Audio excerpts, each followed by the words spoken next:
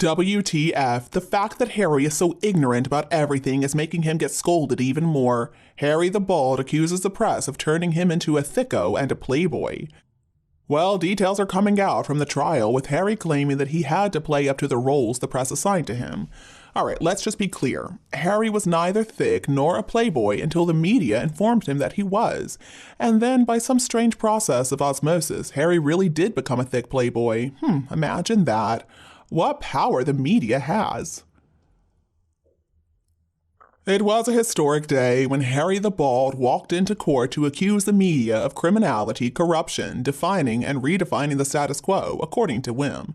He claimed, here to save the UK from itself by destroying the culture in the utterly vile press, which is run by a mysterious, anonymous conglomerate who rules what Harry considers to be a public square. And Harry really feels like his unique perspective and position make him the best figurehead to lead this battle. He has to make sure this illegal behavior is stopped because it has exposed the UK to ridicule on a global level, because the entire country is judged by the press, and Harry claims that the government, instead of scrutinizing the media, just got into bed with them. He offers up some solutions for the press to save themselves, and he lists them at length. And he says that he just had to run away from the UK because of all the media attention. So now he lives in America with Meghan, his darling wife. They had to retire there to lick their wounds and also, harass the world's press with stories. But don't worry about Harry, he's going to be A-OK. Let's not forget that Harry has been taught by the most successful actress on Suits, one of the sharpest legal minds out there according to the Sugars. But unfortunately, Meghan couldn't come with him in her Rachel's incapacity, as if anyone can be bothered to remember, Meghan's formal attire for the show was basically a bath towel because her clothes just kept on falling off. Neither one of them feels any discomfort about flashing some private parts when necessary, and sometimes even when it's not. I am still trying to figure out why in the world somebody would need to undress at work in a solicitor's office. Maybe it was just the way that Meghan was being objectified as a suitcase girl that forced her to get her boobs out and be objectified in Suits, which after all was a show focused on the legal profession and so connected, however loosely, to the educated and wealthy. And I don't think it surprised anybody that Harry, of course, was going to blame the media for him being such a nasty individual. We all knew that was coming. We could have written the script, in fact. I mean, when has Harry ever actually apologized for anything he has done? Never, because narcissists never apologize. And that total idiot even criticized the American Constitution at one point, while he was a guest in the USA. He is so incredibly arrogant. And I know this is not a very nice thing to say, but every time I see his face, I just want to slap that smug smile off of it. So Harry's going to have to face a lengthy cross-examination from Andrew Green. He's going to have to answer some very challenging questions that are going to require him to actually think, which is going to be interesting to watch. In spite of Harry's 55-page statement filled with anguish and pain and mental health issues, Harry doesn't actually have any proof of anything. So I think there's a good chance that Harry is going to be put in his place. I mean, how dumb that the government refused the Heritage Foundation access to Harry's information under the Freedom of Information Act. Harry is nothing special at all. And I think the government is trying to say that they lost the original paperwork. Ugh, no wonder then that the Heritage Foundation is going so hard on this. I wish them nothing but the best of luck. But in the UK, there was no paperwork lost, unfortunately. 55 pages of whining centered around 32 alleged examples of illegal information gathering, which Harry claims just ruined his life.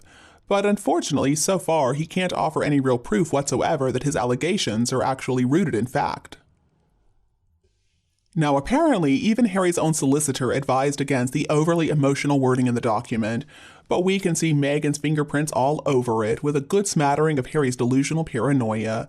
I do hope that he gets his butt kicked. I am so sick and tired of this whiny man-baby denigrating the people and the press of the UK along with how it chooses to govern itself. It's wrong.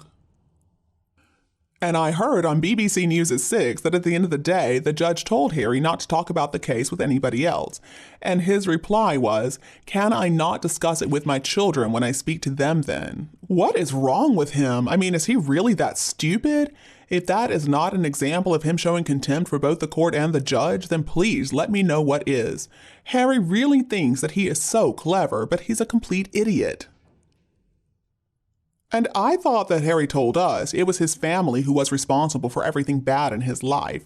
I mean, that is what he has been saying and writing for the past couple of years at least. Are we now expected to believe that it was the media the whole time, or maybe his family and the press were working together to destroy him? I mean, who is going to be next? Who is he going to blame next for the cause of all his problems? I mean, Harry is never going to take the blame for anything, so I guess he's just going to continue to shift it from person to person. Today's testimony really just proved how dumb Harry, or Prince Harry as he asked to be called, really is. Now, I have had to actually testify in court before, and if I answered like he did in that smug way, I would be assured of getting a strong talking to by the agency lawyer. If I walked into court and couldn't remember as much as Harry claims that he couldn't remember, I would be in such big trouble. This superior attitude from Harry has been pretty surprising even for him. It's clear that Harry has never really been expected to answer questions that the person asking would call him out on. There is no reason that Harry shouldn't have been able to give full, factual answers because he is the one who brought these charges. But he just made himself sound like such a dimwit, and his lawyers did not do a very good job of preparing him. So I guess we can assume that any mentally challenged person can just seek out and blame somebody else for why they are the way they are, and why they're not strong enough to resist these evil temptations. If Harry really were so gullible, so weak, then maybe he should have been institutionalized a long time ago. Oh, they made me do it. They made me take the drugs. They made me drink all that alcohol. They made me dress like a Nazi. I'm really a good boy, but they made me do it. Harry has become such a joke. I mean, between the Oprah interview, Harry's book, and the Netflix disaster, and also his handler, Harry should feel so ashamed of himself he should be hiding away instead of just putting himself out there in a courtroom. And Harry and Meghan did not run away from the UK thanks to the media, come on. They were told they needed to leave the country, and Meghan herself was escorted to a flight with her bags packed after they found out about all her misdemeanors, one of which should have been the moon bump scenario. So of course, all of this mess is their own fault. And Harry is not special. He's just suffering from something many people suffer from, general dumbass syndrome. He doesn't understand when and how to keep his trap shut. He doesn't even seem to understand how to just make polite conversation. He can't understand that most people don't care about Harry's deeper feelings and that thin skin that he's got. Harry crafted his public persona so poorly that the general public just cannot pass up laughing at him. Harry's resume is just filled with stupid decisions and selfish behavior and ridicule, and Meghan is basically just the cherry on top of the whole rotten cake. So you know what? I don't feel bad for him. He needs to stop all of this nonsense. Perhaps the cross-examination will force him to finally wake up. Litigation, after all, does require a lot of time and money. It's difficult. Harry's got to put his energy into good therapy instead of suing everybody.